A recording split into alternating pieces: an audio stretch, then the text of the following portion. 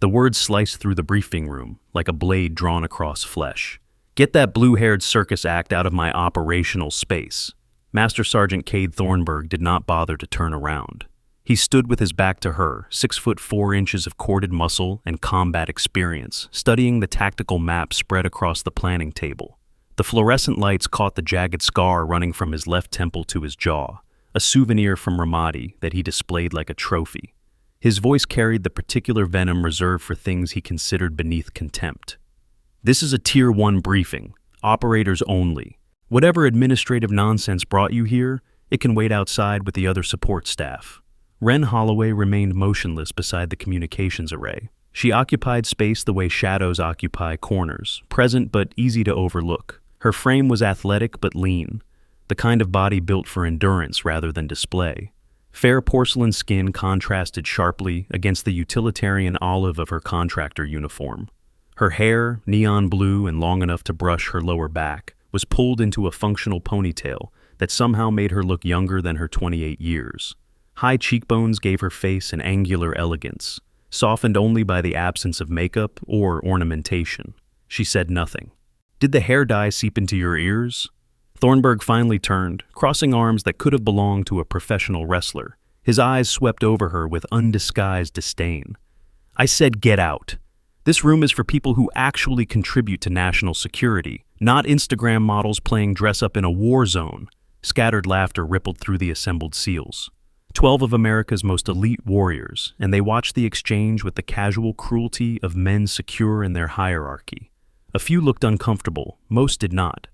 "I have authorization from—" "I don't care if you have authorization from the Almighty himself."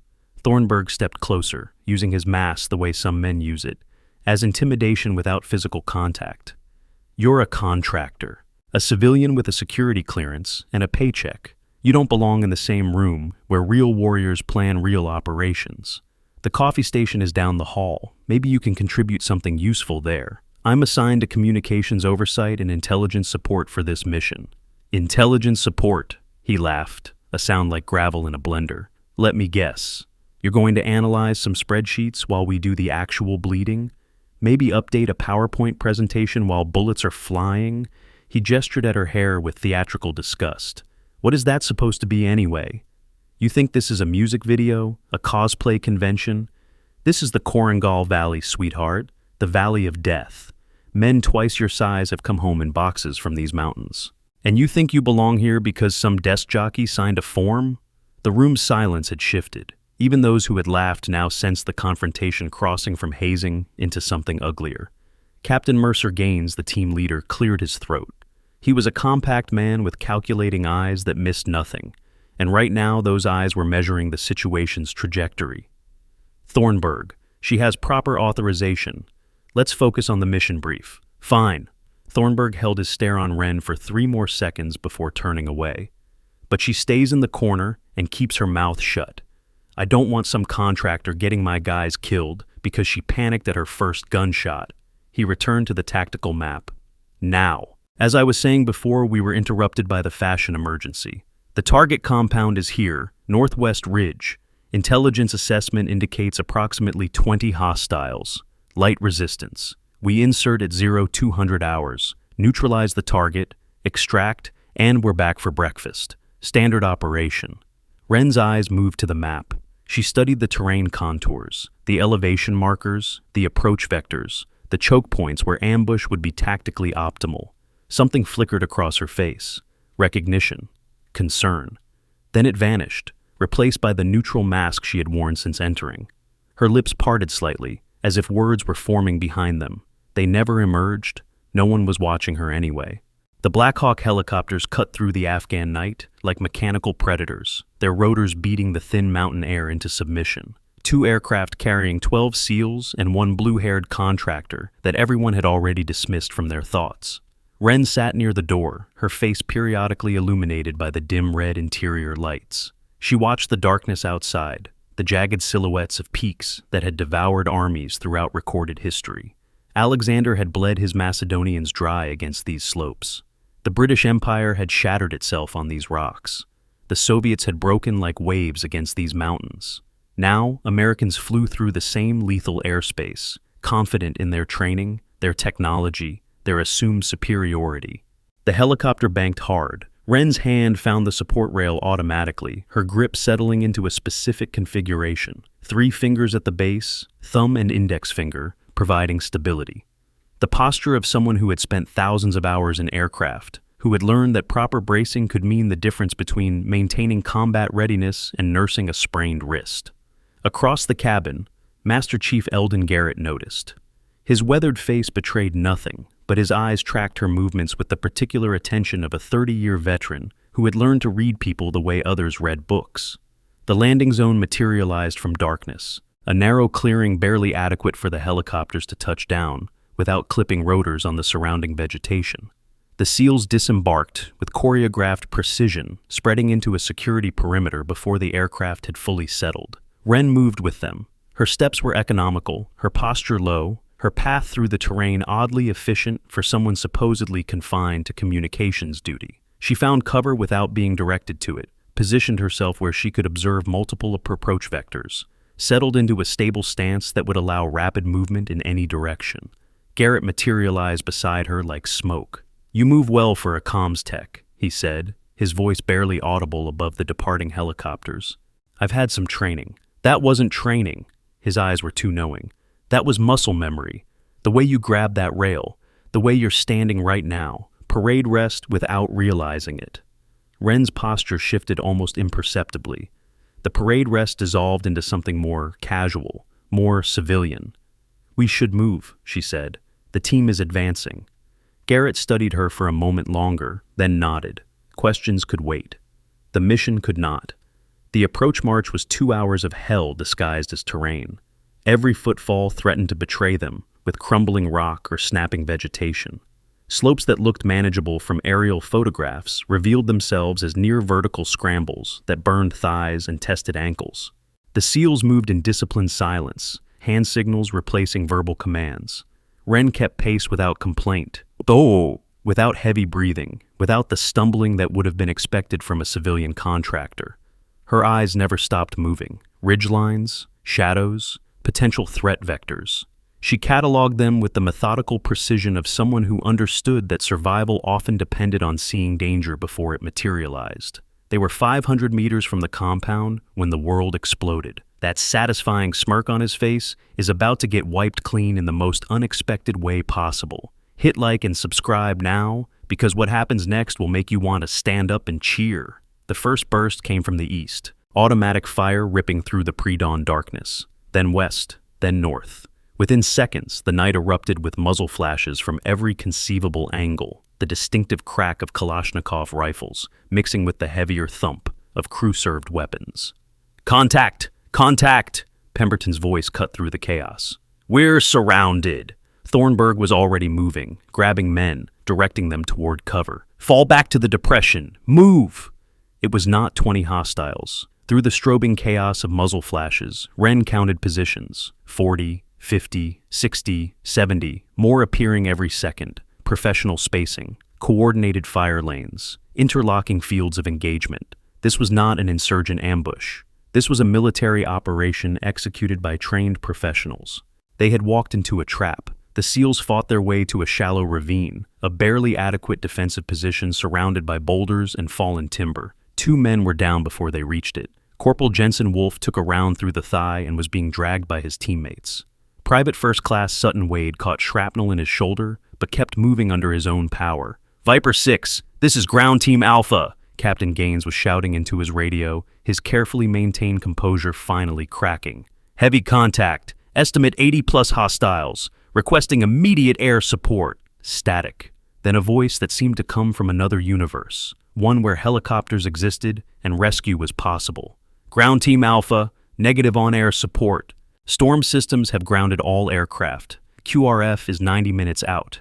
You need to hold your position. 90 minutes. They would all be dead in 15. Wren had taken cover behind a boulder at the perimeter's edge. Her communications equipment lay beside her, its display showing the brutal mathematics of their situation. No extraction, no support. 80+ enemy fighters closing from all directions. Around her, the SEALs returned fire with disciplined precision. Every round aimed, every shot purposeful. But it was futile arithmetic. For every hostile they dropped, 2 more seemed to materialize from the darkness. Ammunition was finite. Enemy numbers were not. Thornburg crashed into cover beside Gaines, his face grim but controlled. "We need to break out. Find a gap in their cordon." "There is no gap. They've boxed us in completely." Gaines slammed a fresh magazine into his rifle. "We hold until QRF or we die here. Those are our options." "Then we make them pay for every inch." Thornburg's jaw was set like granite. "But I'm not dying in a hole in Afghanistan without taking as many of these people with me as possible." The radio in Wren's pack crackled. She had been monitoring enemy frequencies since the ambush began, her fingers moving across the tablet interface with practiced speed. Encryption protocols, frequency hopping patterns, the technical architecture of hostile communications laid bare by equipment that officially did not exist. Then she heard something that made her blood crystallize. A voice, speaking English, American accented English. "Maintain pressure, don't let them consolidate, and remember the priority target, the one with blue hair. She stays alive. I want her captured, not killed." They knew about her, specifically about her. This was not random. This was not bad intelligence. This was targeted. Her eyes found Master Chief Garrett across the chaos. He was watching her, his old gaze sharp with questions she could not answer. Not yet. Not without exposing everything she had spent 3 years burying. A machine gun burst tore through their position, spraying rock fragments and dirt. Corporal Finch Hollister screamed as debris peppered his face and shoulder. Staff Sergeant Rowan Kestrel, the team medic, scrambled toward him, exposing himself to fire in his desperation to reach a wounded brother. More gunfire, more chaos. The perimeter was buckling. Wren made her decision. She moved to the weapons cache the team had established, a pile of extra rifles and ammunition staged for contingency. Her hand closed around an M40 sniper rifle, the weight of it settling into her palms with the comfort of an old friend. 17 pounds of precision engineering that she had sworn never to touch again. Promises made in peacetime had a way of dissolving when lives hung in the balance. Thornburg saw her. His eyes went wide with something between disbelief and outrage. "What the hell do you think you're doing? Put that down before you hurt yourself. You need someone who can shoot." "You?" The word dripped with contempt. "You're a communications contractor. You probably don't know which end the bullets come out of." Wren's fingers moved. Muscle memory. 13 years of repetition until the motions became as unconscious as breathing. Field strip, component check, reassembly, 8 seconds. The military standard was 30. She looked up to find Thornburg frozen, his mouth hanging open. Master Chief Garrett let out a low whistle. "I'll be." "Let me help." Wren's voice remained quiet, but something had shifted beneath it, steel wrapped in silk. "I can help." Before anyone could respond, before Thornburg could reassert his authority or voice his objections, she was moving, not toward better cover, away from the defensive position entirely, into the darkness, toward the enemy. "Get back here!" Thornburg's shout was swallowed by gunfire. "Someone stop her!" But she was already gone, a small figure with neon blue hair, disappearing into a landscape that seemed designed to kill everything that entered it. Wren moved through hostile terrain with the patience of a hunting cat, every step calculated, every breath controlled. The chaos of battle faded behind her as she climbed, seeking elevation, seeking angle, seeking the position that would transform her from helpless observer to decisive force. 400 meters from the engagement zone, she found it, a rocky outcropping overlooking the enemy positions like a natural amphitheater of death. Clear sight lines, natural concealment, multiple egress routes, everything Colonel Quaid Ashford had taught her about selecting firing positions, 15 years ago when she was 13 and hungry to learn. She assembled her hide with automatic efficiency. Vegetation pulled into place to break up her silhouette, body positioned to minimize exposure while maximizing stability. The rifle came up, scope finding focus, and suddenly the battlefield was laid out before her in crystalline detail. Through the magnified optics, she could see everything. The SEAL position, desperate men fighting from inadequate cover, the enemy forces, disciplined and coordinated, tightening their encirclement with professional patience, the machine gun team to the east, pouring suppressive fire into the Americans, the RPG crew to the west, preparing a shot that would deturn the defensive position into a crater. She found her first target, the machine gunner, 820 meters. Crosswind from the southeast, approximately 6 miles per hour. Humidity elevated, temperature dropping as night surrendered to approaching dawn. Her finger found the trigger. Breathe in, breathe out. Halfway between breaths, that perfect stillness where body becomes platform and mind becomes mathematics. Press. The rifle kicked against her shoulder. Through the scope, she watched the gunner collapse, his weapon falling silent. She was already transitioning to target 2. The assistant gunner, frozen in confusion. Her bullet ended his confusion permanently. Target 3. The RPG operator, launcher rising toward his shoulder. She shot him before the weapon could find its aim. Target 4, Target 5, Target 6. In the defensive position, the SEALs were realizing something had changed. The murderous fire from the east had stopped. The RPG threat had evaporated. Men who had been preparing for death now dared to consider survival. What's happening? Pemberton was scanning through his own scope, searching for the source of their salvation. Someone's engaging the hostiles. Professional shooting, long range. One of ours? Gaines asked. I can't locate the position. Whoever this is, they're invisible. But those are 800-plus meter shots. Competition level at minimum, more likely Tier 1 military. The radio crackled. A voice, female. Calm as frozen water. Ground Team Alpha, this is your overwatch. I have your position. Engaging hostile forces. Recommend you consolidate wounded and prepare for sustained defense. Gaines grabbed the handset. Unknown station, identify yourself. Who is this? A pause. Then, someone who doesn't miss. Focus on survival, Captain. Let me work. Wren's 7th kill was a squad leader attempting to rally his men. Her 8th was the enemy sniper, who had finally located her general direction, but committed the fatal error of exposing himself during his search. Her 9th, 10th, and 11th were a mortar team whose tubes would have devastated the American position. 12 kills in 4 minutes. The assault was faltering, command structure hemorrhaging into the Afghan dust. But the enemy was adapting, going to ground, using cover more effectively. These were professionals. They would not break easily. She needed to relocate. Standard doctrine, never fire more than 5 rounds from the same position. She had already violated that rule, but desperate circumstances demanded desperate measures. Now, she needed to move before the enemy triangulated her location. She collapsed her hide, policed her brass, displaced to her secondary position. 600 meters from the SEAL perimeter, different angle, fresh sight lines. Target 13, Target 14, Target 15.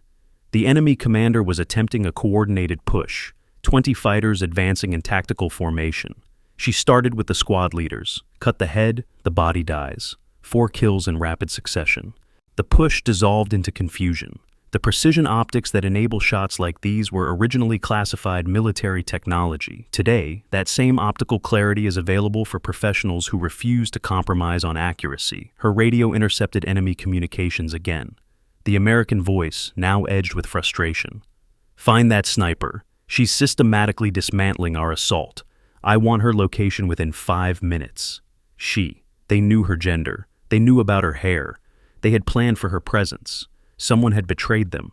Someone with access to operational details. Someone who wanted her specifically. The implications settled into her chest like ice.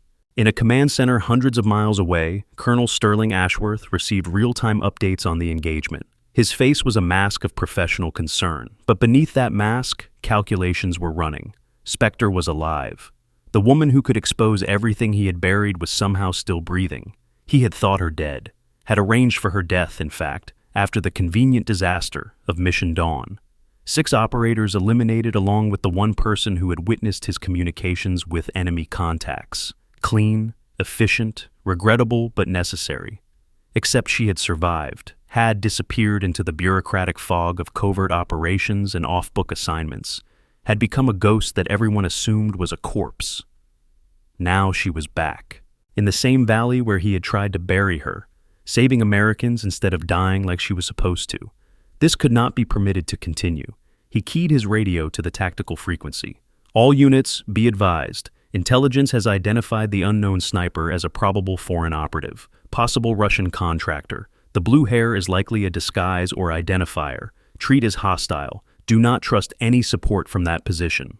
The transmission rippled through the command structure like poison in water. In the defensive position, Thornburg heard the advisory and felt his confusion compound. The sniper had dropped over 15 enemy fighters. If she was Russian, she was doing remarkable work killing people who were supposedly on her side. "Sir, that doesn't make sense," he said to Gaines. "Why would a Russian contractor spend 20 minutes saving American lives?" Could be a long game. Build trust, then betray at a critical moment. Or the intel could be wrong. Gaines agreed. But we can't confirm either way. For now, we stay alert and we don't turn our backs on that ridgeline. Master Chief Garrett listened to the exchange with growing certainty. He had seen the way she moved, had witnessed the rifle disassembly, had recognized the shooting style from years of experience with men who operated in shadows. That was not a Russian contractor up there. That was an American who officially did not exist. Wren continued her methodical work. Target 18, 19, 20. The enemy assault had stalled, but reinforcements were arriving. Through her scope, she counted a fresh column approaching from the north. 30 additional fighters, professional formation. The situation was about to get significantly worse. "Ground Team Alpha, be advised," she keyed her radio, knowing that her warning might be ignored. "Reinforcements approaching from the north. Estimate 30 hostiles. Your defensive challenges just increased substantially." Gaines's response was cautious. "Copy, Overwatch. We've received intel that you may be hostile. Can you provide any verification of friendly status?" "My verification is the 20 dead enemy fighters between you and annihilation. But I understand your position. Maintain your defense. I'll handle the reinforcements." She displaced again, finding a position that covered the northern approach. The new column was moving fast, confident, unaware that death was watching from the mountainside. Target 21, the column commander. Target 22, his communications officer. Targets 23 through 26, the lead fire team. The column scattered, seeking cover among the rocks. But this terrain favored the observer over the observed. She had memorized the blind spots during her earlier reconnaissance, identified the positions that looked safe but offered clear firing solutions from elevated angles. Target 27, 28, 29. Every impossible shot, every strange skill, every hidden scar is building toward a revelation that will flip everything upside down. Drop your theory in the comments, but I promise you're not even close. The reinforcement column was down to 15 effective fighters, huddled in cover, no longer interested in advancing. She had bought the SEALs time, but ammunition was becoming a concern. Her initial load was half depleted. Every round needed to count from this point forward, movement in her peripheral vision. She swung the scope to investigate and felt her stomach tighten. A second element, not reinforcements for the main enemy force. Something else.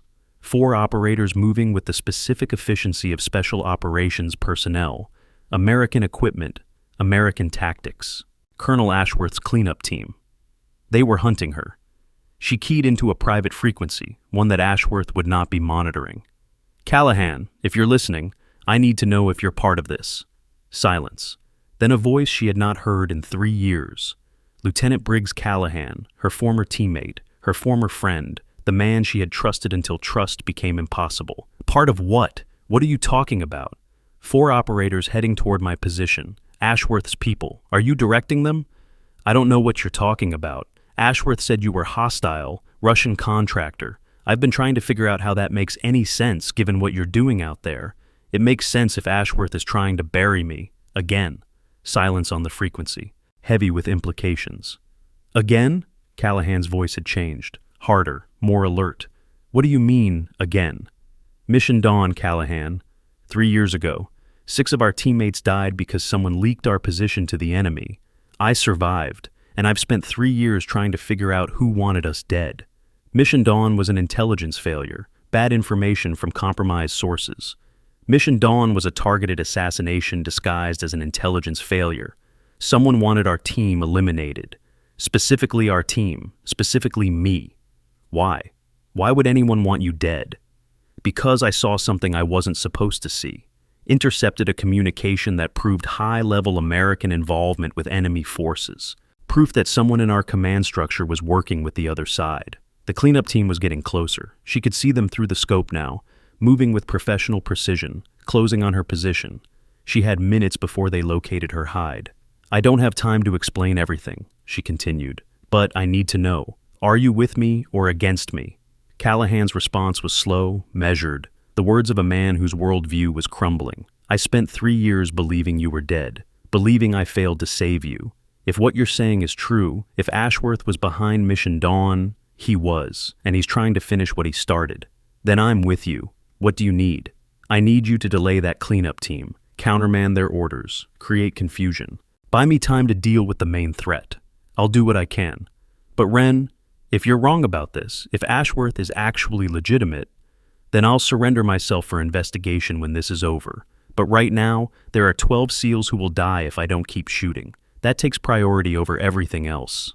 She cut the transmission and refocused on immediate threats. The cleanup team was 400 meters out, closing systematically. The main enemy force was probing the SEAL perimeter again, sensing that their mysterious sniper had become distracted. 2 problems: limited ammunition, no good solutions. She made a choice. The cleanup team was American. She would not fire on Americans. But the enemy assault force was actively trying to kill fellow operators. They remained the priority. She swung her rifle back toward the main engagement. Target 30, 31, 32. The assault faltered again, but the cleanup team kept advancing. She was running out of time and options.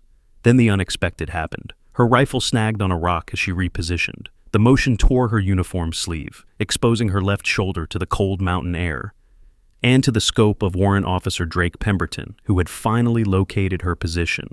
Through his optic, Pemberton saw what the torn fabric had revealed: a tattoo, letters and symbols inked into pale skin, TFS above a stylized trident with lightning bolts. His breath caught. His trigger finger, which had been tightening on the shot that would neutralize a supposed enemy, went slack. "No way," he whispered. "That's not possible."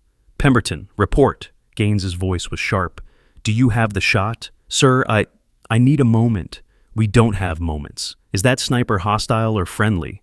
Pemberton's mind was racing. TFS, Task Force Spectre, the most classified unit in Special Operations history, officially disbanded after a catastrophic mission failure 3 years ago.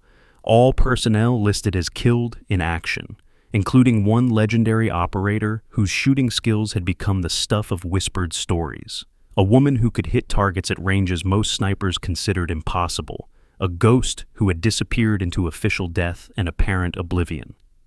"Sir," Pemberton said slowly, "I don't think she's Russian. I think she's something else entirely." "Explain." "I think she might be Spectre." The name rippled through the defensive position like an electric current. Even Thornburg, who had spent the last hour mocking the blue-haired contractor, felt something shift in his chest. Spectre, the ghost of Korengal, the woman who had supposedly died 3 years ago after single-handedly holding off an enemy battalion. The legend that operators told each other in quiet moments, half believing it was myth. "That's impossible," Thornburg said. "Spectre is dead. Everyone from Task Force Spectre is dead." "Then explain that tattoo." Pemberton's voice was strained. "TFS, trident with lightning bolts. That's unit-specific ink. You don't get that unless you served. And you don't serve in that unit unless you're operating at a level most of us can't even comprehend." Master Chief Garrett spoke, his voice carrying the weight of certainty. "I told you. I've seen that shooting style before. Blackwood's teaching, and there's only one of his students who could operate at this level. One student who was female, one student who had a particular fondness for unusual hair colors." The radio crackled. Colonel Ashworth's voice, sharp with barely concealed panic. "All units, disregard previous speculation. The hostile sniper is confirmed as a foreign operative. Any suggestion otherwise is disinformation. Maintain hostile posture." Callahan's voice cut through immediately. "Negative on that order. I'm looking at satellite imagery right now. That cleanup team you dispatched is closing on a friendly position. Call them off. Lieutenant, you are exceeding your authority. And you are trying to kill an American operator. I've seen the tattoo footage. That's Task Force Spectre Inc. That's not a Russian contractor. That's one of ours. Spectre personnel are dead. All of them. I certified the casualties myself." "Then you certified a lie." The frequency erupted with overlapping transmissions. Officers demanding clarification, operators expressing confusion, the carefully maintained command structure fracturing under the weight of contradictory orders. Wren used the chaos to relocate again. The cleanup team had gotten close, too close, but Callahan's intervention had created hesitation. They were no longer advancing with the same certainty. She found her fourth position of the engagement, different angle, fresh perspective on the battlefield. The main enemy force had used the confusion to advance again, pushing toward the SEAL perimeter with renewed aggression. Target 33, 34, 35. The assault stalled, but her ammunition was critically low now, 12 rounds remaining, and there were still over 30 active hostiles in the engagement area. The math was becoming impossible. Her radio picked up a new transmission, encrypted, Pentagon-level authorization codes. A voice she did not recognize, but whose authority was unmistakable. All units, this is General Thorne Blackledge. I am monitoring this situation from Washington. Colonel Ashworth's orders regarding the sniper are hereby suspended pending investigation. That operator is not hostile. Repeat, not hostile. Ashworth's voice, desperate now. General, with respect, you don't have tactical authority here.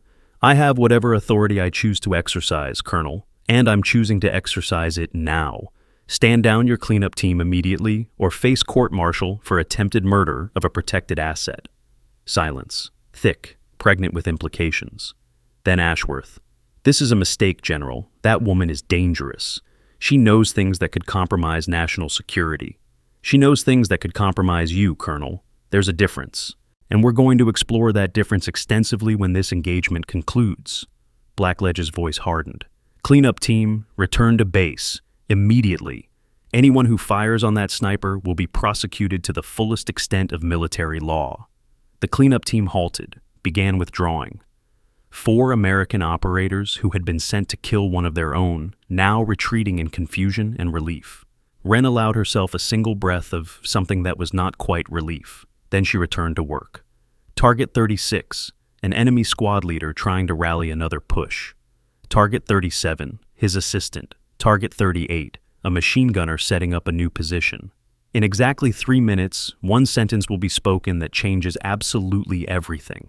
Smash that notification bell right now because you do not want to miss what's coming. The enemy assault was collapsing. Without coordination, without leadership, without the professional command structure that had made them so dangerous, they were becoming individuals rather than a fighting force. And individuals were easy prey for a shooter of her caliber. Target 39, 40, 41, but she was down to 5 rounds now, 5 bullets between survival and disaster, and there were still enough enemy fighters to overwhelm the SEAL position if they found the courage to advance.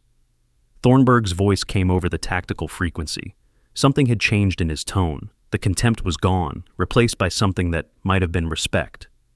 Overwatch, if you can hear me, we're preparing for a final defensive stand. Ammunition is critical. If you have any capability remaining, we could use support on our eastern flank. Wren checked her remaining rounds. Studied the eastern approach. 4 enemy fighters moving toward the SEAL position. Using cover effectively. 4 targets. 5 rounds. Copy. Ground Team Alpha. I have limited ammunition, but I'll do what I can. She settled into her firing position. Breathe in, breathe out. That perfect stillness. Target 42. The lead fighter dropped. 43, 44. 2 rounds remaining. The last fighter on the eastern flank realized he was alone. He froze, caught between the instinct to advance and the survival imperative to retreat. In that moment of hesitation, Wren made a decision. She did not take the shot. Ground Team Alpha, eastern flank is neutralized. 1 remaining hostile is retreating. I'm Winchester on ammunition. You're on your own for final defense. Winchester, the military term for empty. Out of bullets. Unable to continue providing fire support. Gaines's voice came back, steady despite the circumstances. Copy, Overwatch. We appreciate everything you've done. Whatever happens next, you gave us a chance. Wren began breaking down her position. Without ammunition, she was a liability rather than an asset. Her presence on the battlefield served no purpose. Better to withdraw, to survive, to fight another day. Then the radio intercepted one final enemy transmission. The American voice, but different now. Defeated, frustrated. All units, disengage. Primary objective is no longer achievable. Extract what personnel you can. Mission is aborted. The enemy was withdrawing, not because they had been defeated, not because they lacked the strength to continue, but because their mysterious benefactor, whoever had orchestrated this ambush, had decided that the cost was no longer worth the prize. Through her scope, Wren watched the hostile forces melt back into the mountains, professional withdrawal, covering movements, the discipline of soldiers who knew how to retreat without becoming a rout. 44 confirmed kills, one operator against an army, and she had won. The adrenaline began to fade, replaced by the bone-deep exhaustion that followed extended combat. Her hands, which had been steady through hours of precision shooting, started to tremble, her vision blurred at the edges. She keyed her radio one final time. "Ground Team Alpha, hostiles are withdrawing. I count approximately 35 to 40 enemy fighters departing the area. You should be secure until QRF arrives." Gaines's response was immediate. "Overwatch, can you make it to our position? We have medical support and security." "Negative, Captain. I think it's better if I maintain distance for now. There are still questions about my status that need to be resolved through proper channels. With respect, ma'am, I don't care what any colonel in a command center says. You saved my team, all of us. If you can make it here, you're welcome." Thornburg's voice cut in. "What the captain is trying to say is that we owe you our lives, every one of us, and we'd like the chance to say thank you in person." Wren considered the offer, weighed the risks, calculated the angles. Then she stood, gathered her equipment, and began the descent from the mountain. The sun was rising over the Korengal Valley as she approached the SEAL perimeter. Golden light, painting the peaks that had served as her shooting platform, illuminating the scattered evidence of the battle that had raged through the night. 12 rifles tracked her approach, training overriding gratitude for a moment as the operators verified she was actually alone, actually unarmed, actually who she claimed to be. Then Thornburg lowered his weapon and stepped forward. The man who had called her a mascot, who had dismissed her as a coffee-serving decoration, who had mocked her hair and questioned her right to exist in operational spaces, stood before her with something like shame in his eyes. "I owe you an apology," he said. "Several apologies. What I said back at the briefing, about the hair, about belonging here, about everything. You said what you believed based on available information. I gave you no reason to believe otherwise. That's not an excuse. I judged you on appearance instead of capability. That's not what I was trained to do. That's not the kind of operator I want to be." Wren studied him for a long moment. The massive man who had tried so hard to intimidate her, now standing humbled before a woman half his size. "We all make assumptions," she said finally. "The important thing is what we do when those assumptions prove wrong." Master Chief Garrett approached, his weathered face creased with an expression she could not quite read. Recognition, perhaps, or vindication. "I knew," he said simply, "not who specifically, but I knew you were more than you appeared. The shooting, the movement, everything screamed operator, Tier 1 operator, the kind we pretend doesn't exist. And now? Now I have questions. Questions that will probably never get answered through official channels." He paused. "But I can wait. Some truths take time to surface." The distant thump of helicopter rotors announced the approaching QRF. 47 minutes after the ambush began, help was finally arriving. Too late to matter, but welcome nonetheless. Wren turned to face the sound, her blue hair catching the morning light like a banner of defiance against everything that had tried to kill her. "I should probably disappear before those helicopters land," she said. "There are going to be a lot of questions I'm not authorized to answer." "And if we need to find you again?" Gaines asked. "If we need someone who can do what you do?" She considered the question, then reached into her pocket and produced a small object that glinted in the sunrise. A challenge coin. Task Force Spectre, lightning bolts and trident. She pressed it into Gaines's palm. "If you ever need help that no one else can provide," she said, "find a way to get that coin to General Blackledge. He'll know what it means." The helicopters were closer now, their rotors beating the air into submission. Time was running out. Wren turned and walked toward the tree line, toward the shadows, toward the anonymous existence she had built from the wreckage of her previous life. Thornburg called after her. "Will we ever see you again?" She paused at the edge of invisibility, half consumed by the vegetation that would hide her retreat. "Probably not," she said, "but if you do, it means you're in trouble, and I'll be there to help."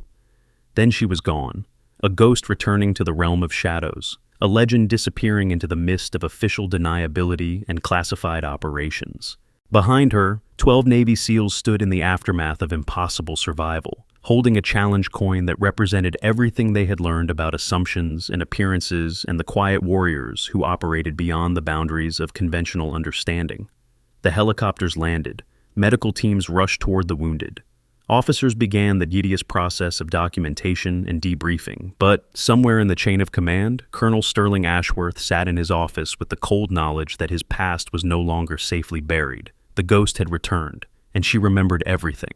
Operators working in high-risk environments need protection that matches their expertise. Executive security coverage now offers the same comprehensive shield originally designed for classified personnel. In Washington, General Thorne Blackledge reviewed the engagement reports with grim satisfaction. 44 confirmed kills. 12 American operators saved from certain death. One legendary sniper returned from the administrative grave he had helped construct. The phone on his desk rang. Secure line, Pentagon routing. Sir, the cleanup team has returned to base. Ashworth is claiming the operation was a misunderstanding. Of course he is. Begin the investigation anyway. Full scope. Every communication he's made in the past 3 years. Yes, sir. And the asset? Spectre? Blackledge looked at the satellite imagery still displayed on his monitor. A small figure with distinctive blue hair, moving through mountain terrain toward an extraction point that existed only in classified files. Leave her alone. She knows what she's doing, and when she's ready, she'll make contact. And if Ashworth tries to interfere again, then Colonel Ashworth will learn that some ghosts are better left undisturbed.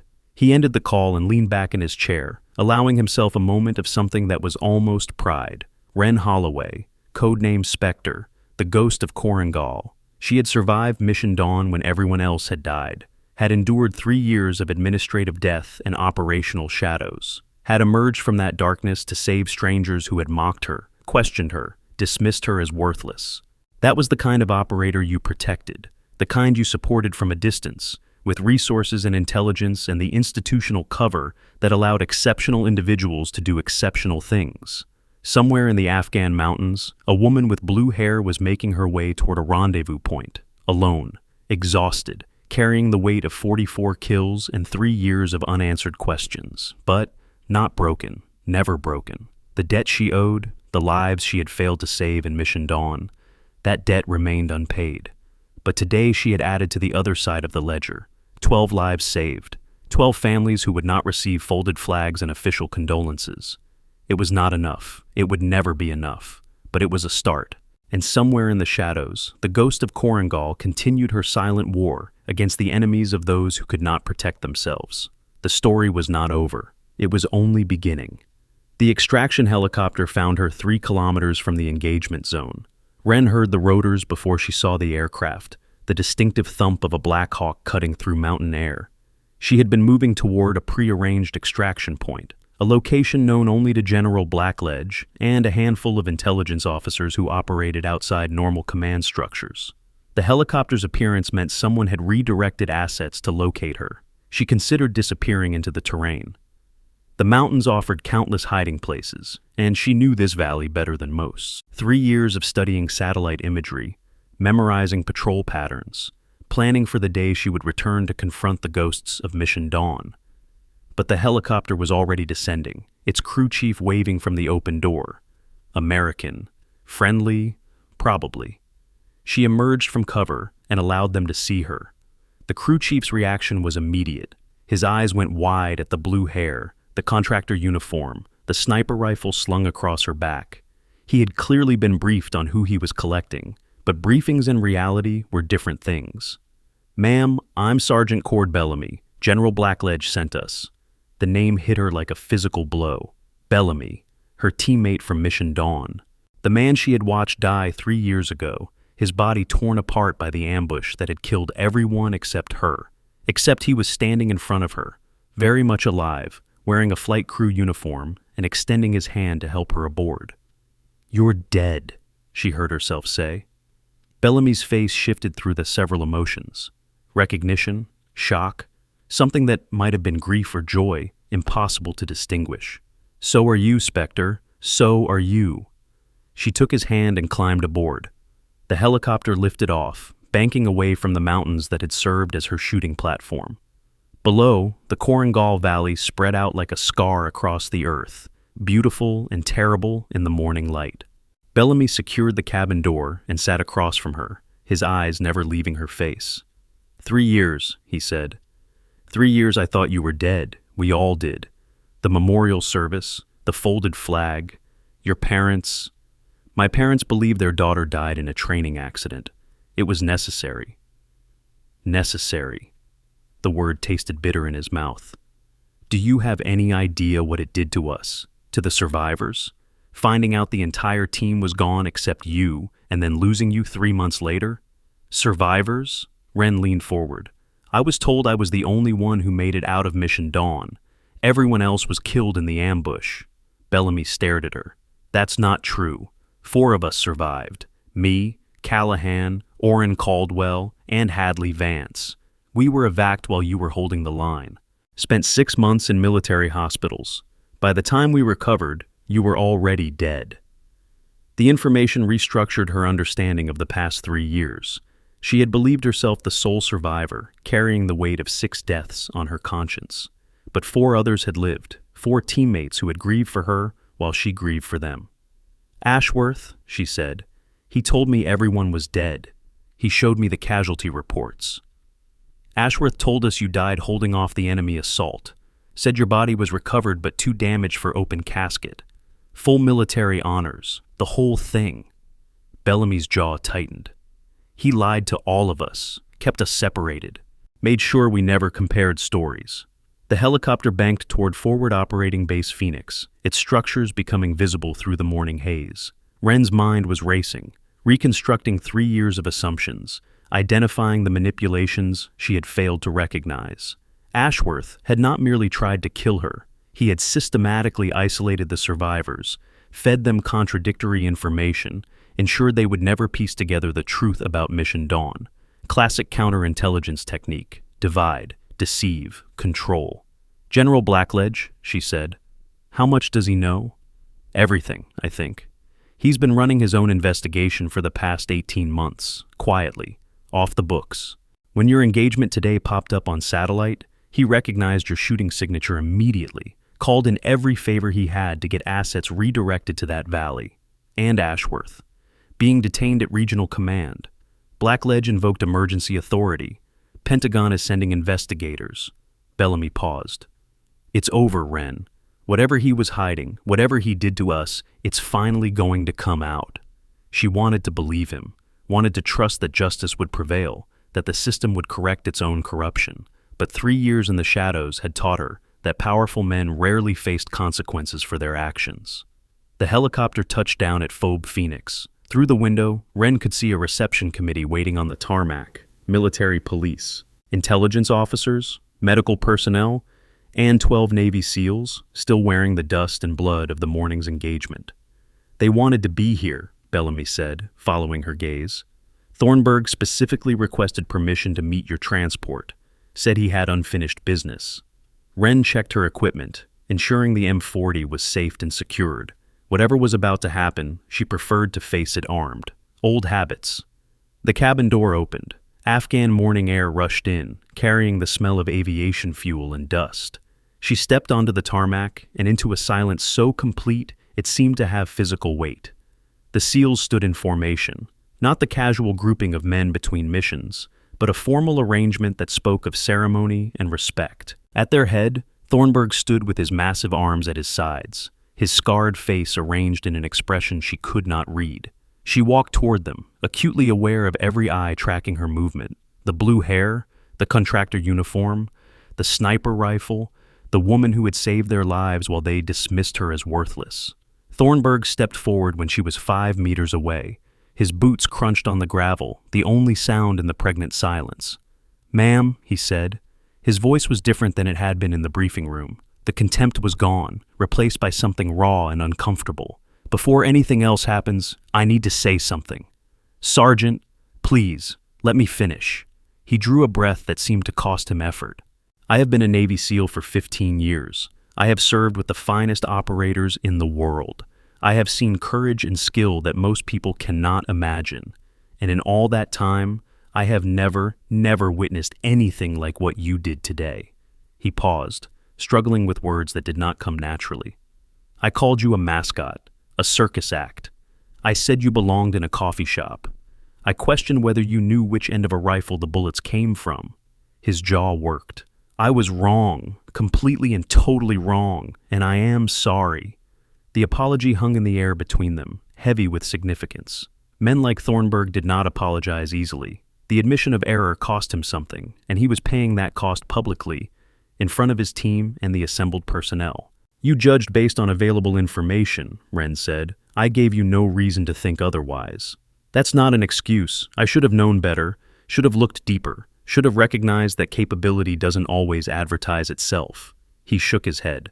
44 kills, 800+ meter shots, in conditions that would challenge the best snipers in the world, and I told you to make coffee. A ripple of something passed through the assembled SEALs. Not quite laughter, but acknowledgement of the absurdity. The important thing, Wren said, is that everyone survived. The mission was compromised, but no Americans died. That's what matters. It matters because of you, only because of you. Thornburg turned to his team, then back to her. We talked about it on the flight back, all of us, and we want you to know something. He reached into his pocket and produced a challenge coin, SEAL Team insignia, the kind of token that represented belonging, acceptance, brotherhood. You might not wear the trident, he said. You might not have gone through buds, but you earned this today. In the only way that actually matters, by being there when we needed you, by putting your life on the line for people who had given you every reason to let them die. He pressed the coin into her palm. You're one of us now. Whatever else happens, whatever your official status might be, you are one of us. The other SEALs stepped forward, one by one. Pemberton, Gaines, Hollister, Kestrel, each offering a handshake, a nod, a murmured word of thanks. The formal reception dissolving into something more genuine, more human. Master Chief Garrett was last. His weathered face bore an expression of quiet satisfaction, the look of someone whose instincts had been vindicated. I served with Blackwood, he said, 30 years ago. He was already a legend then. Best shooter I ever saw. He paused. Until today. He would say I still have things to learn. He would say that because he's a perfectionist. But between you and me? Garrett leaned closer, lowering his voice. I think you surpassed him years ago, and I think he knows it. Operators working in high-risk environments need protection that matches their expertise. Executive security coverage now offers the same comprehensive shield originally designed for classified personnel. The debrief took place in a secure facility beneath Phobe Phoenix. Concrete walls, fluorescent lighting, the architecture of secrets. Wren sat at a metal table across from 3 intelligence officers, their faces carefully neutral, their questions methodical. The engagement, her positioning, her target selection, her decision-making process at each stage of the firefight. She answered everything with the economy of someone who had done this many times before. Facts without embellishment, details without emotion, the professional recounting of professional violence. But beneath the surface, she was watching the dynamics in the room, the glances exchanged between officers, the whispered conversations at the edge of hearing. Something was happening that extended beyond a standard after-action review. The door opened.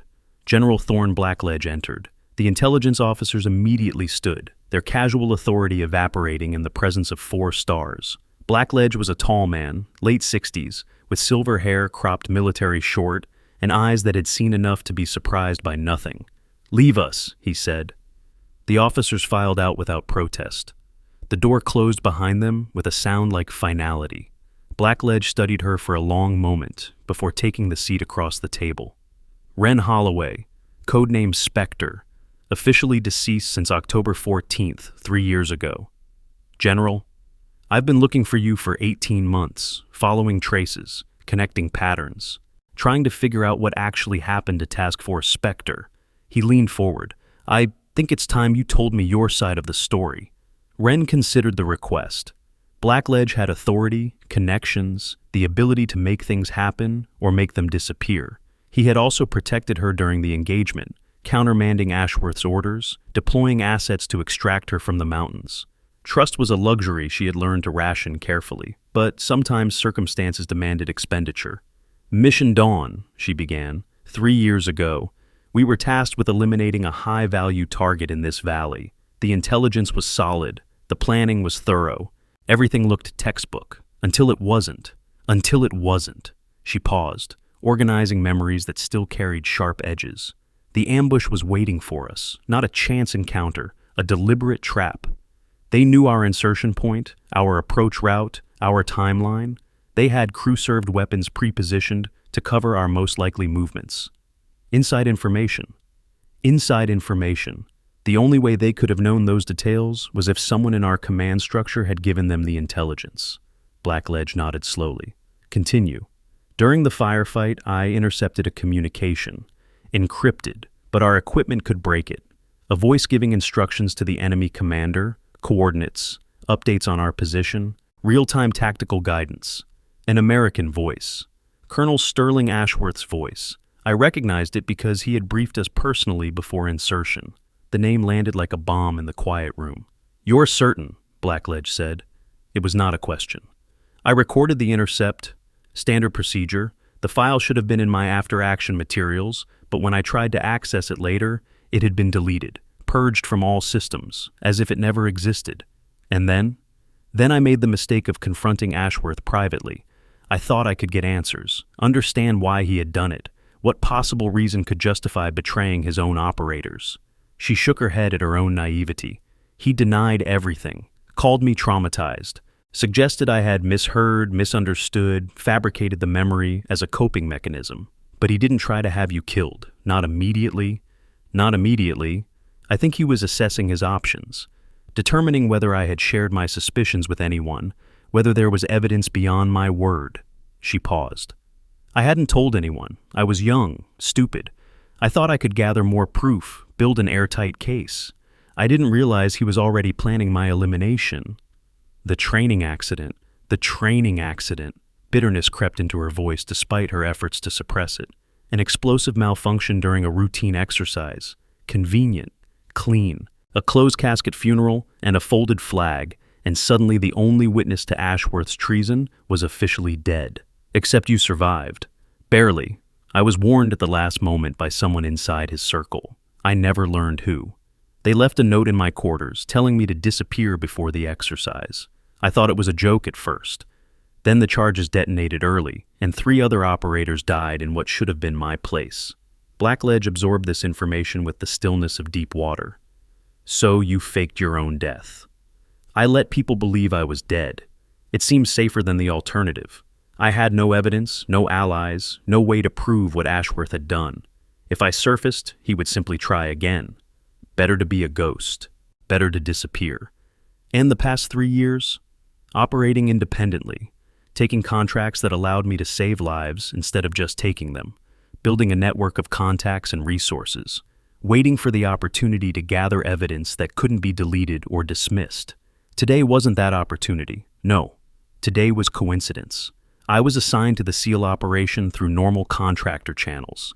I had no idea Ashworth was connected until the ambush began, and I heard his voice again on enemy communications. Blackledge stood and walked to the single window, looking out at nothing in particular. I've been investigating Ashworth for 18 months. Financial irregularities, unexplained contacts with foreign intelligence services. A pattern of operations that failed conveniently, always resulting in the elimination of personnel who might have been troublesome to him. You suspected him. I suspected someone at his level. The pattern was too consistent to be coincidence. Too many missions compromised. Too many operators killed in circumstances that should have been survivable.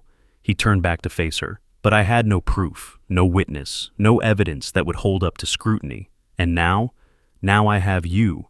A survivor of Mission Dawn who can testify to what she heard.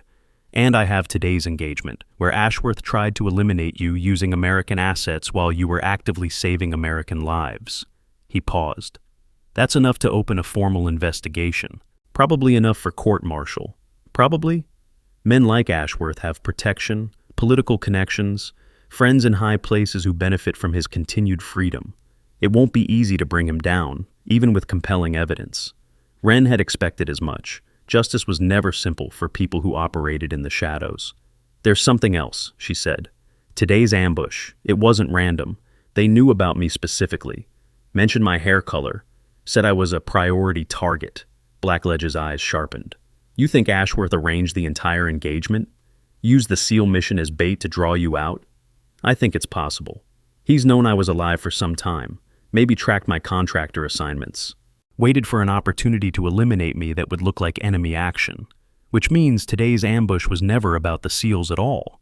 They were collateral damage, acceptable losses in Ashworth's mind, as long as he got what he really wanted. The implications settled into the room like poison gas. 12 Navy SEALs, America's finest warriors, used as bait in a personal vendetta. 80 enemy fighters coordinated and deployed, not to strike a military target, but to kill one woman who knew too much. I'm going to end him, Blackledge said quietly. Whatever it takes, whatever political capital I have to spend, he's not going to escape this. And if he does, if his connections protect him, the general's expression hardened into something that made Wren glad they were on the same side. Then we find other methods, less official, more permanent. He paused. You're not the only one who knows how to operate in shadows, Miss Holloway. The door opened. Lieutenant Briggs Callahan stood in the entrance, his face a battlefield of conflicting emotions. General, I apologize for the interruption, but I have information that can't wait. Blackledge gestured for him to enter. Lieutenant, I believe you and Miss Holloway have history. Callahan's eyes met Wren's across the room. 3 years of grief and guilt and unanswered questions flowing between them in a single glance. We were teammates, he said. Before Mission Dawn, before everything. And during the engagement today, you countermanded Colonel Ashworth's orders regarding her status. I saw the tattoo footage from Pemberton's scope, recognized the Task Force Spectre insignia, knew that whatever Ashworth was claiming about Russian contractors was a lie.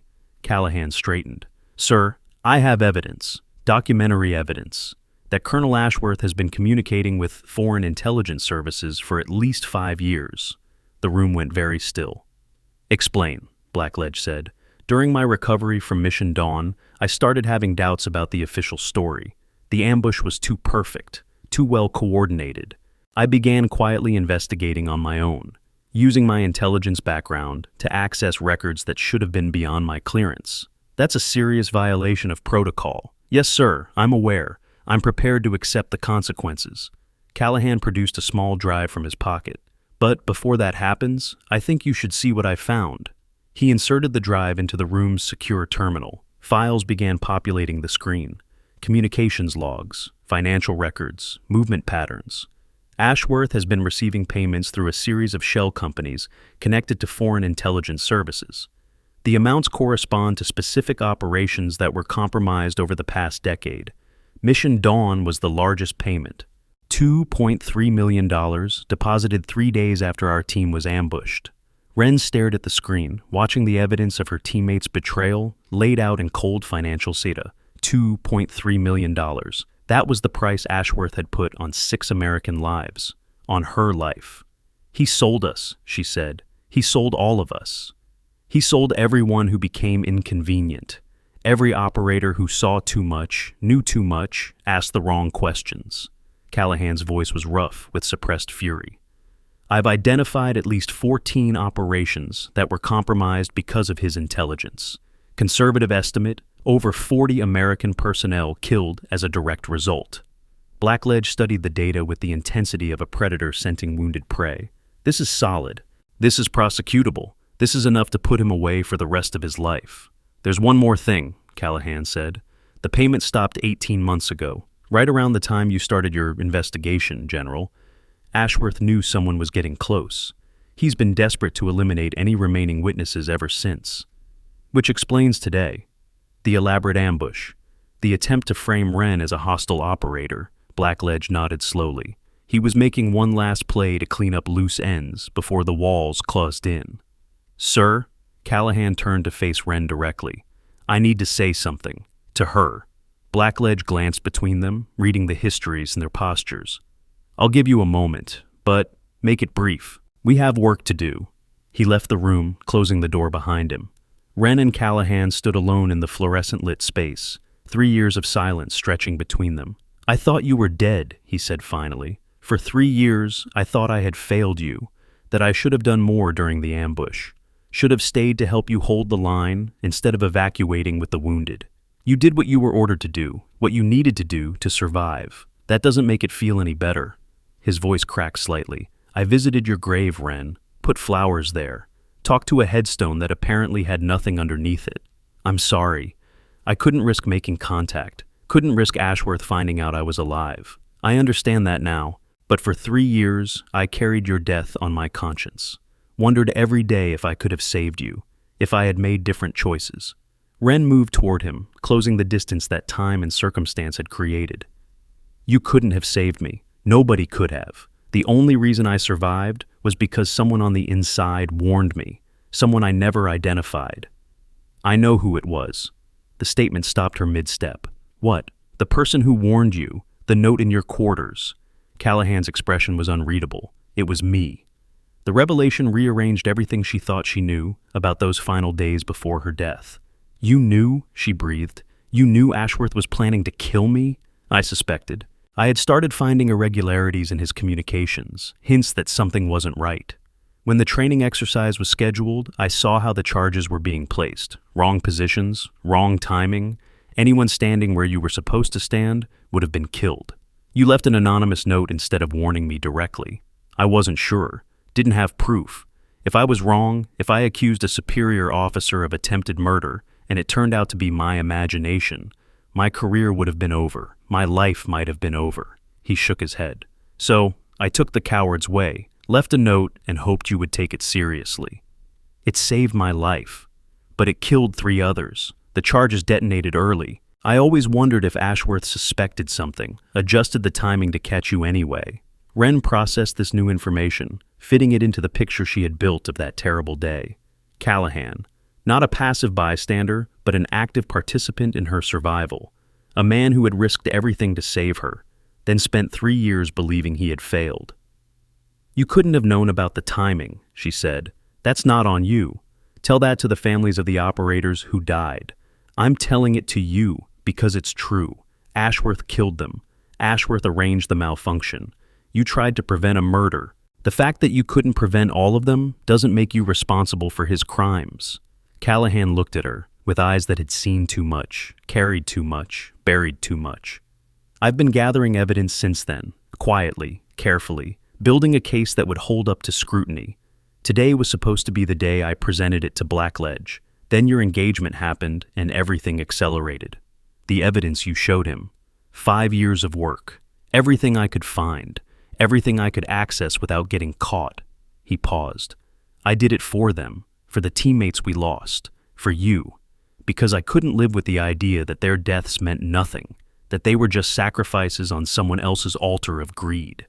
Wren reached out and took his hand.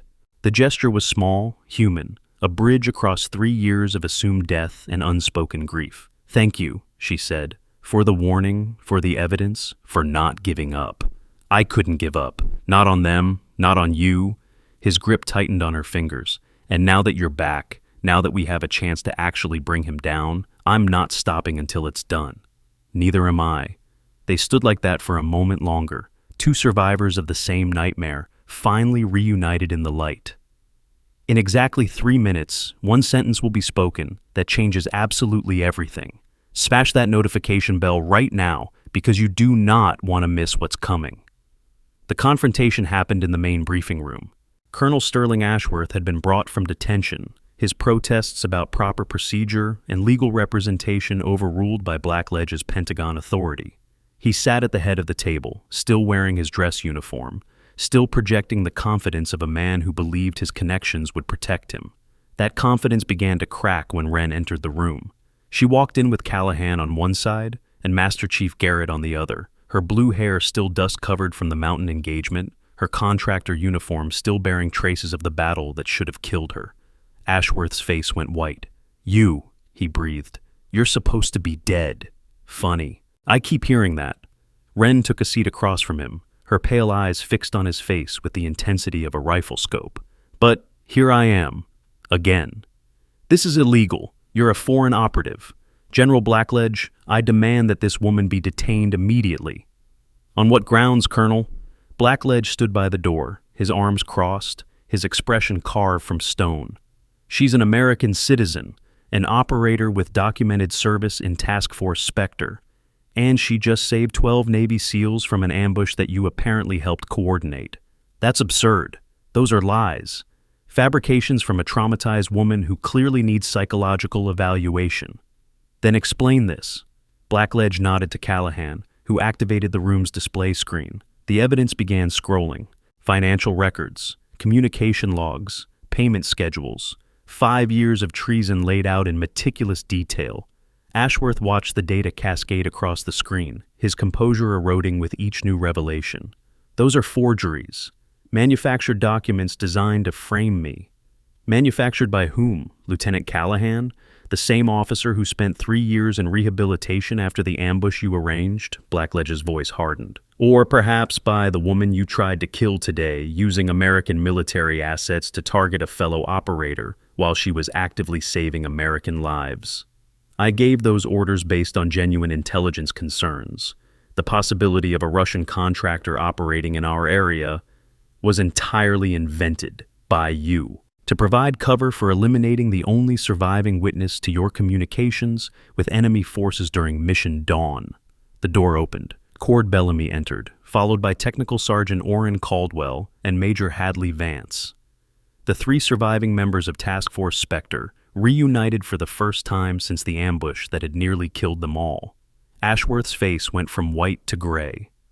"Colonel," Bellamy said, his voice soft and dangerous, "you told me Wren died holding off the enemy assault. You showed me photos of her body, gave me a folded flag to present to her parents. You told me the same thing," Caldwell added. "Separate briefings, separate stories, all designed to make sure we never compared notes." "You kept us apart," Vance said. "Assigned us to different postings on different continents. Made sure we never had the opportunity to discover your lies." "This is a conspiracy," Ashworth protested. "You're all working together to destroy my career. I've served this country for 30 years. I've given everything to—" "You've given nothing." Wren's voice cut through his protestations like a blade. "You've taken lives, loyalty, trust. You sold American operators to foreign intelligence services and used your position to cover it up. You murdered our teammates and then used their deaths to advance your career." She stood, leaning across the table, her face inches from his. "Colonel Quaid Ashford taught me to shoot when I was 13 years old. He taught me discipline, patience, the importance of certainty before taking a shot." Her voice dropped to barely a whisper. "I am certain now, Colonel. I am more certain than I have ever been about anything in my life. You betrayed us. You killed us. And you're going to pay for it." Ashworth's mask finally crumbled. The confident officer, the decorated veteran, the master manipulator, all of it fell away to reveal the frightened man beneath. "You don't understand," he said. "The pressure, the demands, the debts I had accumulated, they offered a way out. Just information. Nothing that would really hurt anyone. I didn't know they would use it to kill 40 American operators." Blackledge's voice was ice. "To compromise 14 different operations, to arrange the murder of an entire task force. I didn't know. They said they just wanted intelligence, strategic information. I thought it was harmless. By the time I realized what they were actually doing, I was in too deep. There was no way out." "There's always a way out." Wren straightened, looking down at him with something that might have been contempt or might have been pity. "You just chose the wrong one." Military police entered the room. Ashworth was cuffed and led away, his protests echoing down the corridor until the door closed and cut them off. The silence that followed was heavy with released tension. 3 years of secrets and lies, finally exposed. 3 years of grief and guilt, finally explained. Blackledge let the moment stretch before speaking. "The investigation will take months. The court-martial will take longer. But it's over. He's done." "Is he?" Wren turned to face the general. "Men like him have connections, friends who benefit from his freedom. What happens if the political pressure becomes too great? Then I remind certain people that I also have connections, and that some of those connections are less official than others." Blackledge's expression carried a warning that needed no elaboration. "Ashworth will face justice. I'll stake my career on it. And if you're wrong, then you'll handle it your own way, the way ghosts handle things." He held her gaze. "I'm not going to pretend I can control what you do, Miss Holloway, but I'm asking you to give the system a chance to work first. For the sake of all the people who need to see that accountability is possible, even for powerful men. Wren considered the request, justice through proper channels, accountability within the system. It was not her preferred approach, but it was the right one, if it could actually be achieved. "I'll give it 6 months," she said. "If he's not in custody by then, I'll handle it myself." "Fair enough." Blackledge extended his hand. "Welcome back to the land of the living, Spectre. We've missed you." She took his hand. The grip was firm, warm, the handshake of allies who understood each other's capabilities and limitations. "I wasn't living, I was surviving. There's a difference. Then let's see if we can change that." The split-second decision-making you just witnessed comes from elite military training protocols.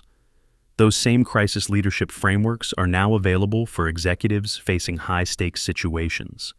The consequence cascade began within hours. Ashworth's arrest triggered a chain reaction that rippled through the military intelligence community like a shockwave. Officers who had benefited from his protection suddenly found themselves under scrutiny. Operations that had been green-lit based on his intelligence assessments were subjected to review. The entire structure he had built over 3 decades began to crumble. First, the immediate fallout at FOB Phoenix. Lieutenant Colonel Marcus Webb, Ashworth's deputy, was detained for questioning. His communications showed knowledge of at least 3 compromised operations, though his level of active participation remained unclear. Pending investigation, he was stripped of command authority and confined to quarters. Captain Neve Sinclair, one of the few female officers in the intelligence division, came forward with her own evidence. She had noticed irregularities in Ashworth's reporting for years, but had been warned against pursuing her suspicions by superiors who were either complicit or intimidated. Her testimony added another layer to the case being built against the colonel. Second, the professional impacts. The Pentagon announced a comprehensive review of all operations that had passed through Ashworth's desk. 14 missions were immediately flagged as potentially compromised. Families of the 40-plus operators who had died in those missions were notified that their loved ones' deaths might have been the result of deliberate betrayal rather than enemy action. The letters went out the same day. Official notifications, carefully worded expressions of regret and determination to seek justice, cold comfort for parents who had buried children, for spouses who had raised children alone, for the countless lives shattered by one man's greed. Third, the personal ripples. Thornburg requested a private meeting with Wren before his team departed for their next assignment. They sat in a small office at FOB Phoenix, the massive SEAL looking uncomfortable in a chair designed for smaller frames. "I've been thinking about what happened," he said. "The briefing room, the things I said. You apologized already? It's done." "No, it's not done. Because the problem isn't just what I said to you. The problem is the thinking that let me say it." He leaned forward, his scarred face earnest. "I looked at you and saw hair color and body size and contractor status. I didn't see capability, didn't even look for it. Just assumed you had nothing to offer because you didn't fit my picture of what an operator should look like. Most people make assumptions based on appearance. It's human nature. Human nature isn't good enough, not in this job. Not when lives depend on accurate assessment." He shook his head. "I've been doing this for 15 years. Thought I knew everything worth knowing about combat and capability. Today you taught me how much I still have to learn." Wren studied him for a moment. The man who had dismissed her as worthless now sitting before her, humbled and genuine in his reflection. "What will you do differently?" she asked. "Look deeper. Ask more questions. Remember that the most dangerous people in the world often don't look dangerous at all." He paused. "And maybe, just maybe, stop being such an arrogant ass to people who haven't had the chance to prove themselves yet." A slight smile touched Wren's lips. "That would be a start. One more thing." Thornburg reached into his pocket and produced a small card. "My personal contact information. If you ever need help, any kind of help, you call this number, day or night. Whatever you're facing, we'll be there. You don't owe me anything. The hell I don't. We're alive because of you. All 12 of us. That's a debt that doesn't get paid off with words and handshakes." His expression was fierce. "You saved us. Now we're part of your team, whether you want us or not. That's how this works." Wren took the card, recognizing the significance of the gesture. Navy SEALs did not offer personal contact information lightly. The offer represented trust, loyalty, the unbreakable bonds that form between people who had faced death together. "Thank you," she said. "I hope I never need to use it." "So do I. But if you do, don't hesitate. That's all I ask. Fourth, the community transformation. Word spread through the special operations community with the speed of digital wildfire. The mysterious sniper who had saved SEAL Team Alpha, the blue-haired ghost who had dropped 44 enemy fighters in a single engagement. The legendary Spectre, risen from the grave to bring justice to the man who had murdered her teammates. The stories grew with each retelling, as stories always do. By the end of the first week, Wren had supposedly killed 100 enemies instead of 44. By the end of the second week, she had single-handedly captured Ashworth instead of merely surviving his assassination attempt. She ignored the myth-making, as she had always ignored the attention her capabilities attracted. Legends were stories. The truth was complicated enough without embellishment. Fifth, the institutional changes. General Blackledge used the scandal to push through reforms he had been advocating for years. New oversight protocols for intelligence officers, enhanced vetting for personnel with access to operational details, mandatory reporting requirements that would make it harder for another Ashworth to operate undetected. The changes were not perfect. No system could entirely prevent betrayal from within. But they were improvements, and they honored the memory of those who had died because the previous system had failed them. This was just one mission from the Ghost of Korengal's classified file. Subscribe now because next week's story is even more insane. Sixth, the legacy establishment. 3 weeks after the engagement, a memorial service was held for the operators killed in Mission Dawn and the other compromised operations. 43 names read aloud in a ceremony attended by family members, fellow operators, and officials from every branch of the military. Wren stood in the back, wearing dress civilian clothes that felt foreign after weeks in tactical gear. Her blue hair had been trimmed slightly, but not colored. She had considered changing it, becoming someone else, disappearing back into the shadows where she was most comfortable. But the hair had become part of her identity, part of the legend, part of the message that capability could not be judged by appearance. Callahan found her after the ceremony, his eyes red-rimmed, but his bearing steady. "I didn't expect you to come," he said. "Thought you'd be halfway around the world by now." "I needed to be here, needed to see their names honored, needed to know that it meant something." "Does it mean something?" "I don't know yet. Ask me again in 6 months, when we see whether Ashworth actually faces consequences." They walked together through the memorial garden, past headstones and monuments that testified to generations of sacrifice. The weight of all those names pressed down on both of them, the accumulated cost of a profession that demanded everything and often collected. "What happens now?" Callahan asked. "For you, I mean. The investigation will take months. You could come in from the cold, work openly again." "I could." Wren stopped beside a young oak tree, its leaves rustling in the afternoon breeze. "But I'm not sure that's who I am anymore. 3 years in the shadows changes you. The anonymity, the independence, the ability to operate without bureaucracy and politics getting in the way. You'd stay a ghost? Even now, when you could have recognition, status, all the official support you've been denied? Recognition attracts attention. Status creates expectations. Official support comes with official constraints." She shook her head. "I'm more effective in the shadows, more useful to the people I want to protect." "And who are those people?" "Everyone who can't protect themselves. Americans who get sent into impossible situations by people who don't have to face the consequences. Operators who deserve someone watching their backs, even if they never know anyone is there." Callahan was quiet for a moment, absorbing her words. "That's a lonely life. I know. I've been living it for 3 years. It's the life I chose, the life the circumstances required." She looked at him directly. "But it doesn't have to be completely lonely. Not anymore." "What do you mean?"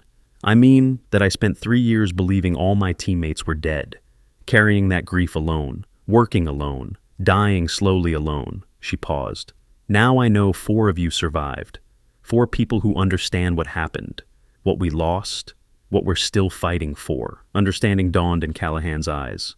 "You want to stay connected, even while you're operating in the shadows. I want to know I'm not the only one fighting. Want to know there are people I can trust, people who share my mission." She reached into her pocket and produced a challenge coin. Task Force Spectre, the same design as the tattoo on her shoulder. "Keep this. If you ever need me, find a way to get it to General Blackledge. He'll know what it means." Callahan took the coin, turning it over in his fingers. "The same offer you made to Captain Gaines. The same offer I'm making to everyone who earned my trust today. Bellamy, Caldwell, Vance, the SEAL team, everyone who stood up when it would have been easier to stand down. A network, a family, the only kind I have left. She touched his arm briefly. I have to go. There are arrangements to make, identities to establish, the usual complications of resurrection. Will I see you again? Maybe, probably, when the situation requires it. She stepped back, already beginning the transition from person to ghost. Take care of yourself, Callahan, and take care of the others. They need someone to hold them together while I'm doing what I do. I will. His voice was rough. And Ren, for what it's worth, I'm glad you're alive, glad you survived, glad you're still fighting. So am I, most days. She walked away through the memorial garden, past the rows of headstones, past the monuments to the fallen. The afternoon sun caught her blue hair as she moved, transforming it into a banner of defiance against everyone who had tried to bury her. The resurrection was complete. The ghost had returned to the world of the living. Now it was time to see what that world would become. The secure phone rang at 0347 hours. Ren had been expecting the call for 3 days. Since the debriefs concluded, since the investigation officially began, since she had quietly established a new identity, new documents, new cover story that would allow her to operate without attracting attention. She answered on the second ring. Spectre, General Blackledge's voice. We have a situation. I'm listening. Venezuelan jungle, 18 American hostages, aid workers captured by a cartel with connections to foreign intelligence services. He paused. Local assets have been compromised. Conventional rescue is impossible. We need someone who can operate independently. Timeline? 48 hours before the cartel moves them to a location we can't reach. After that, we lose them permanently. Ren was already moving, pulling her go bag from its hiding place, checking the contents with automatic efficiency. Weapons, documents, currency, medical supplies, everything needed to disappear into hostile territory and emerge with rescued personnel. I'll need support on the intelligence side, satellite coverage, communications intercepts, local contacts who haven't been blown.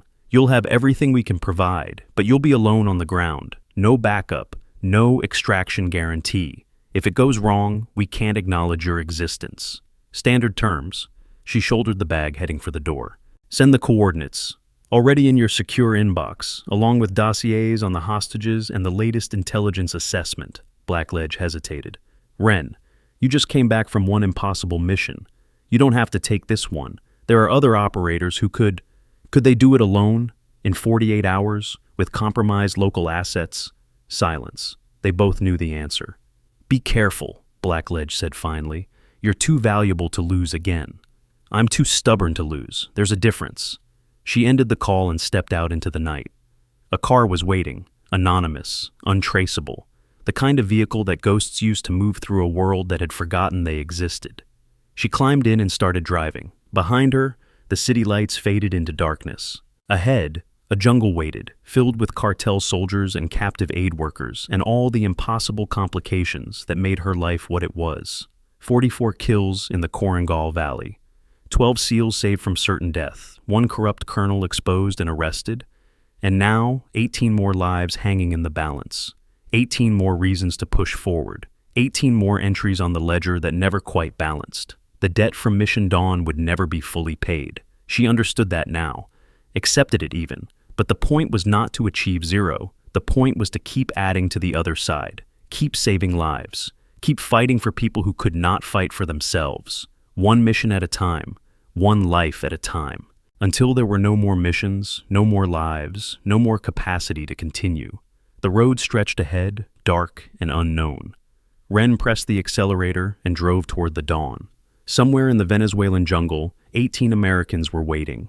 They did not know help was coming, but the ghost of Korengal was already moving, and she never failed. Epilogue. 6 months later, Colonel Sterling Ashworth stood trial before a military tribunal. The evidence was overwhelming. Financial records, communications logs, testimony from 4 survivors of Mission Dawn and dozens of other witnesses who had been too afraid to speak while he remained in power. The verdict was guilty on all counts. Treason, espionage, murder, conspiracy. A litany of crimes that spanned 3 decades and cost over 40 American lives. The sentence was life without possibility of parole, military prison, maximum security, the remainder of his existence spent in a cell, surrounded by the consequences of his choices. Wren watched the verdict from a secure location, her face illuminated by the screen showing the tribunal's conclusion. 6 months of waiting, 6 months of uncertainty, 6 months of preparing for the possibility that the system would fail. It had not failed. Not this time. She turned off the screen and picked up her secure phone. Messages were waiting. Callahan reporting that the Venezuelan hostages had been successfully reintegrated with their families. Bellamy describing his new assignment to train the next generation of special operations personnel. Thornburg asking if she needed backup for an unspecified operation that rumor suggested she was planning. She answered none of them, not yet. There would be time for connection later. For now, she needed solitude, needed space to process what had happened, what had finally been achieved. Justice.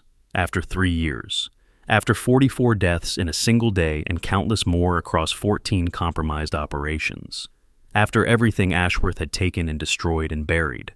Justice. It did not bring back the dead, did not heal the wounded, did not erase the trauma that survivors would carry for the rest of their lives. But it meant something. It had to mean something. Her phone buzzed with an incoming transmission. Encrypted, Pentagon routing, Blackledge. She answered. "Congratulations," he said. "It's over." "Is it?" "Ashworth is done. His network has been dismantled. The reforms we implemented are holding. For now, at least, the system worked. For now. For now is all we ever get. You know that as well as anyone." He paused. "What will you do next?" Wren looked out the window of her temporary residence, a city she would not name, in a country she would not identify, anonymous, untraceable, the way she preferred. "There's always another mission," she said, "another impossible situation, another group of people who need someone watching over them. You could rest, take time to recover, let someone else carry the burden for a while." "Could I?" "You know what happens when I stop moving, General. I start thinking, start remembering, start counting the lives I couldn't save alongside the ones I could. That's not healthy." "No, it's not." She allowed a thin smile. "But it's effective, and right now, effective is what the world needs." Blackledge was quiet for a moment. "I have a file on my desk, new situation developing, complicated, dangerous, the kind of thing that requires someone who can operate without official support." "Send it." "You haven't even heard the details." "I don't need to. If you're calling me, it's because no one else can handle it. That's enough." "Wren," he hesitated, choosing his words carefully. "You matter, you know. Not just as an asset, not just as a capability, as a person, someone who deserves more than an endless string of missions and an early grave. I appreciate the sentiment, General, truly, but we both know that's not who I am, not anymore." She stood, already beginning to gather her equipment. "Send the file. I'll review it en route." "En route to where?" "Wherever I need to be. That's how this works." She ended the call and began her preparations. Weapons, documents, currency, medical supplies, the familiar ritual of departure that had become her life. The file arrived as she was loading the last of her gear. She scanned it on her tablet, absorbing the key details.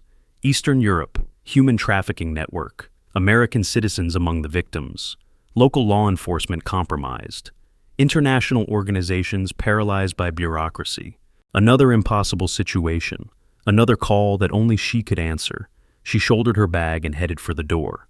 Outside, the night waited, dark, unknown, full of dangers that would kill anyone less prepared, less skilled, less determined to succeed, regardless of the cost. The ghost of Korengal walked into that darkness without hesitation. Somewhere in Eastern Europe, American citizens were being held against their will, suffering, hoping for rescue that the official channels could not provide. They did not know help was coming, but she was already moving, and she would not stop until they were safe, because that was who she was, what she had become, the silent guardian who operated beyond the boundaries of official sanction, protecting those who could not protect themselves. The debt from Mission Dawn remained unpaid, would always remain unpaid, no matter how many lives she saved, but the point was not to achieve balance. The point was to never stop trying, one mission at a time, one life at a time, until the end. Whatever that end might be. The car started. The headlights illuminated the road ahead. Ren pressed the accelerator and drove into the unknown. Behind her, the past receded into memory.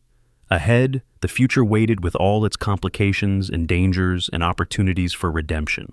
She was ready. She had always been ready. The ghost of Korengal continued her eternal mission, and the world was slightly safer because of it.